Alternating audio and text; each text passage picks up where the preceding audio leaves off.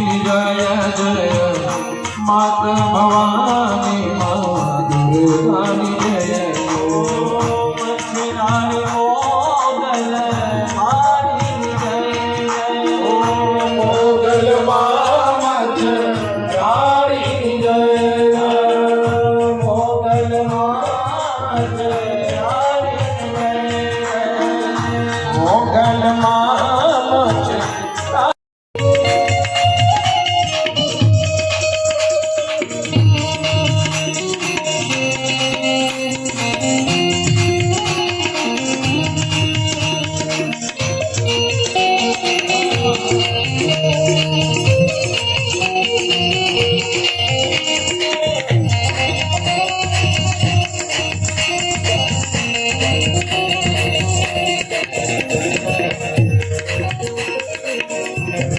फूल का चढ़ा दिया रे माथे तनपति फूल का चढ़ा दिया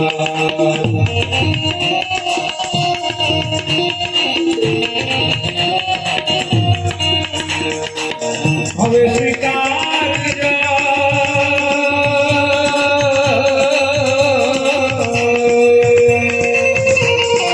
हवे स्वीकार जो नरेशन गारो मानी छोड़े नरेशन गारो मानी छोड़े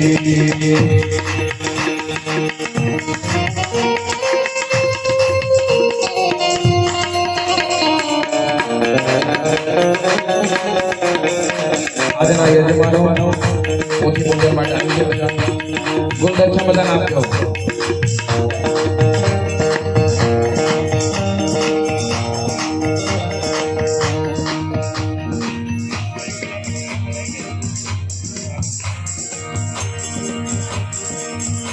આજે પાછળ ભાઈઓ ઉભેલા છે નામી અનામી બધા જ આવીને પૂજ્ય શાસ્ત્રીજીનું સ્વાગત સન્માન કરશે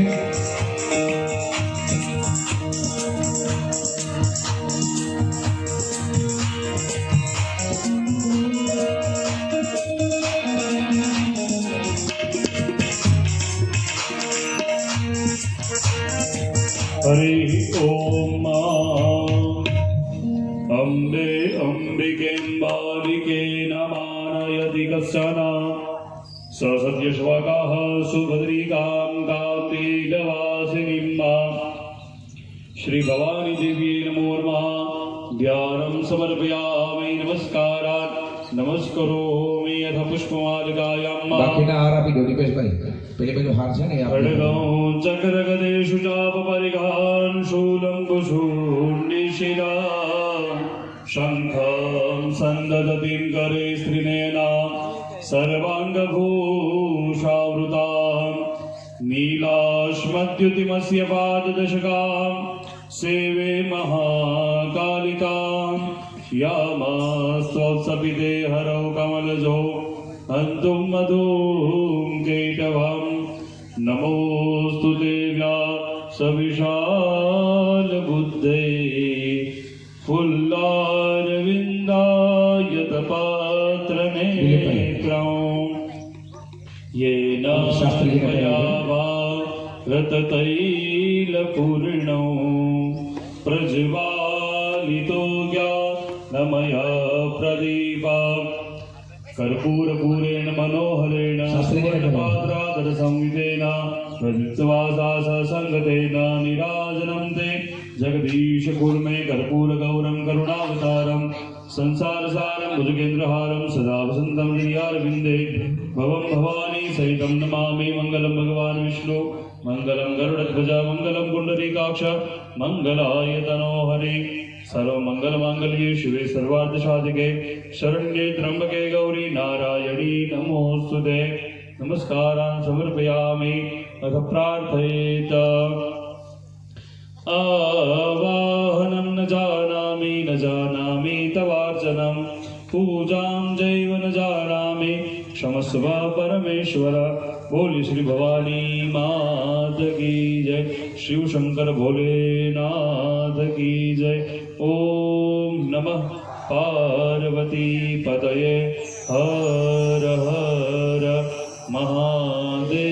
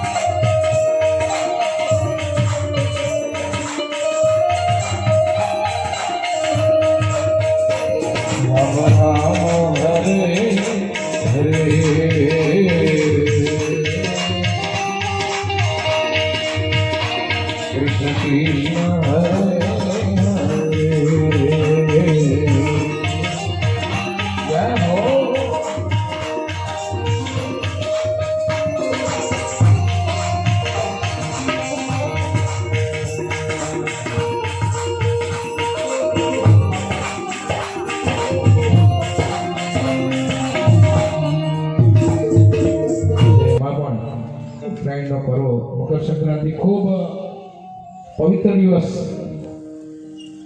કે એ દિવસે ભીષ્મ પિતામહ જોવાય ઉપર જવું પડ્યું અને એ દિવસ પવિત્રમાં પવિત્ર દિવસ અને આજે તલદાનનો કે દાનનું પણ ખૂબ મહત્વ છે. સમય થયો છે એ પૂજ્ય શાસ્ત્રીજી આપણને બધું જ સમજાવશે. શાસ્ત્રીજીને વિનંતી કરીએ કે આપણા મુખારવિંદથી અમૃતવાણીનો રસપાન કરાવો. પૂજ્ય શાસ્ત્રીજી.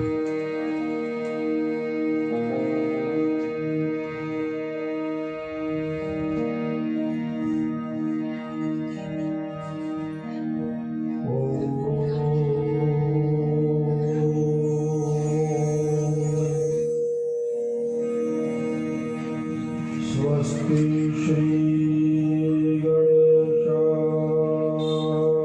नमः श्री सरस्वत्यै नमः ॐ ह्रीं ह्रीं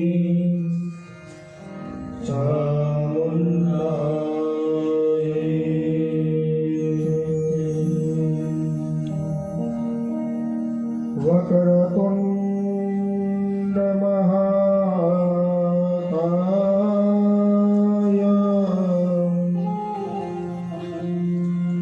सूर्यकोटि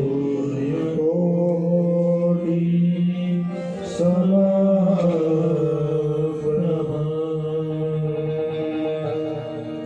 निर्विघ्नं कुरु मे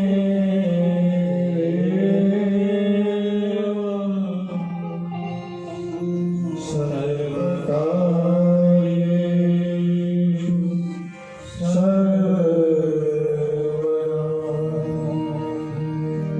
नमस्ते शारदे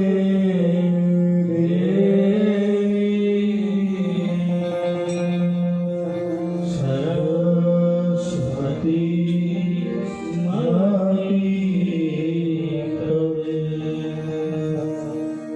वसत्वं मम जीवाग्रे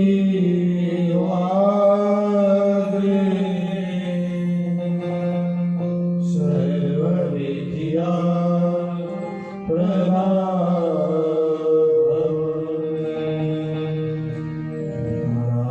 श्री स्वयं सुकृतिना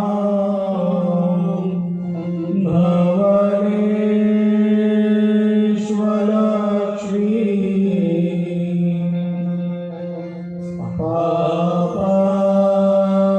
पापात्मना हृदया हृदये शुभोते श्रद्धा सता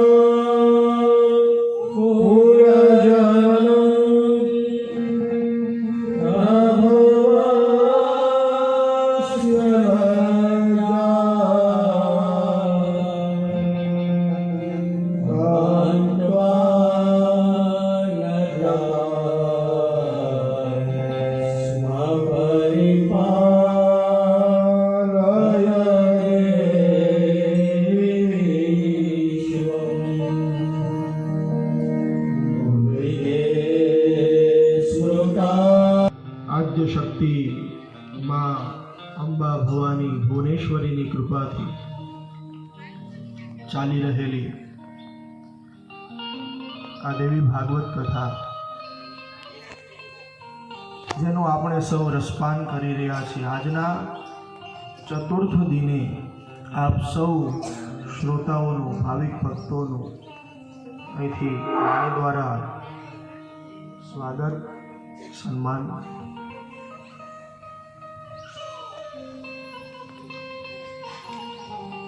માતાજીના મંદિરના લાભાર્થે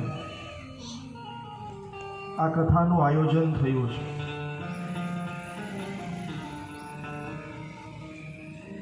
તો બને એટલો આપણે મળીને સહકાર કરીએ. દેવી ભાગવતમાં તો એવું લખ્યું છે કે જે કોઈ પણ માતાજીનું મંદિર બંધાવે એને માતાજી પોતાનું ધામ આપે છે. અને સૌથી પહેલું મંદિર અયોધ્યામાં બન્યું છે માતાજી, અને માતાજી એને મુક્તિ આપી છે. આપણે મંદિર ન બંધાવી શકીએ કંઈ નહીં, પણ ફૂલ નહીં તો ફૂલની પાંખડી આપી જરૂર શકીએ. એક ઈંટ કદાચ મંદિરમાં આપણા નામની મુકાઈ જાય તો એ માતાજી લખે છે એના ચોપડામાં.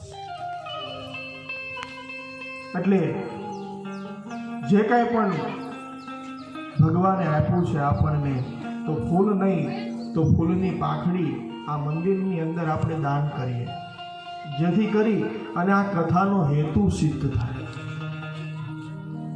શેડ બનાવવાનો છે અને જે કાંઈ પણ અહીંયા કરવાનું છે મંદિર માટે, તો એમાં સહાયરૂપ બની. અને આ ગામ આપણું છે, આ મંદિર આપણું બધાનું છે. અને વળી આજે તો મકર સંક્રાંતિ છે, ઉત્તરાયણ. શાસ્ત્ર તો એવું કહે છે કે અમુક આમ તો દાન ગમે ત્યારે આપો એનું ફળ મળે છે, સાર્થક છે. લગભગ કાલે જ કથા આવી ગઈ, લક્ષમ વિહાય દાતવ્ય, કે દાન દેવાની ઈચ્છા થાય, મનમાં સંકલ્પ જાગે કે મારે દાન દેવું છે, અથવા તો દાન દેવાનું કોઈ ઠેકાણું દેખાઈ જાય તો કદાચ એક લાખ કામ બાકી હોય ને તો એ છોડી અને દાન નહીં દેવું. તો દાન તો ગમે ત્યારે આપી શકાય, ગોળ ગમે ત્યારે ખાઈએ ગળ્યો જ લાગે, પણ એમાં પણ અમુક સમય છે ને તો વિશેષ બતાવ્યો છે. શાસ્ત્ર એવું કહે છે, ખલો યજ્ઞ વિવાહે ચ સંક્રાંતો પુત્ર જન્મની ગ્રહણે વ્યતિપાતે ચ દત્તમ ભવતિ ચાક્ષુષમ.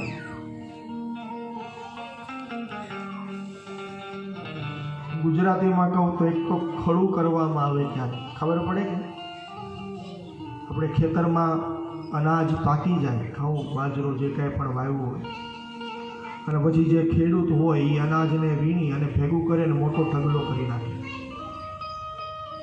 એને અમારા સૌરાષ્ટ્રમાં ખડું કર્યું એમ કહે. તો જ્યારે એ અનાજનો ઢગલો ભેગો કરવામાં આવે ખેતરમાં, હજી તૈયાર જ હોય, હજી ઘરે લઈ જવાનો બાકી છે, અને એ સમયે જે તમે દાન આપો છો તો એ અક્ષય બને છે, એનું પુણ્ય ક્યારેય પૂરું થતું જ નથી. બીજું બધા જ દાનોના પુણ્ય અમુક સમય થાય એટલે ક્ષીણ થાય,